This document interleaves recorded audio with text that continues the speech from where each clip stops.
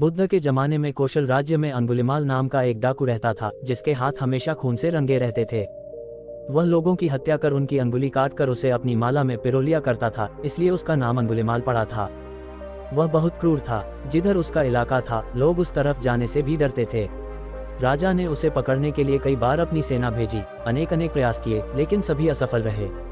बुद्ध ने अपनी दिव्य दृष्टि से यह समझा कि अंगुलिमाल के मन भी कहीं दया व करुणा की भावना सोई हुई है, बस उसे जगाने की आवश्यकता है। ये सोच बुद्ध उस ओर चल दिए जिस ओर अंगुलिमाल रहता था। लोगों ने बुद्ध को जाने से बहुत मना किया, लेकिन वे नहीं रुके। अंगुलिमाल बुद्ध को अपनी ओर आता देख अपनी तलवार लेकर दौड़ा, लेकिन बुद्ध अपनी स्वाभाविक गति से चलते रहे। उसने जोर से चिल्लाकर कहा, रुको श्रमण। बुद्ध रुक गए। जब अंगुलिमाल निकट आया तो उन्होंने कहा, मैं तो रुक गया, लेकिन तू कब रुकेगा? तू भी पाप कर्म करने से रुक। मैं इसलिए यहाँ आया हूँ कि तू भी सत्य पथ का अनुगामी बन जाए। तेरे अंदर पुण्य मरा नहीं है। यदि तू इसे अवसर देगा तो ये तेरी काया पलट देगा। उद्धरण। बुद्ध की यह बात ओजपूर्ण थी, सुनकर अंगुलिमाल के रोंगटे खड़े हो गए। उस पर बुद्ध के वचनों का बहुत ही अच्छा प्रभाव पड़ा।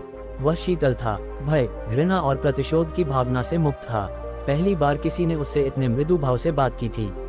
अंगुलिमाल ने कहा, आखिर मुनि ने मुझे जीत ही लिया। आपकी दिव्य वाणी मुझे हमेशा के लिए पाप विरत होने को कह रही है। मैं इस अनुशासन को स्वीकार करने को तैयार हूँ। उसने अंगुलियों की माला उतार कर दूर फेंक दी और बुद्ध के चरणों में गिर पड़ा। वह उसी समय भिक्षु हो गया और कुछ समय के बाद उसे अरहत पद भी प्राप्त हो गया। धन्यवाद।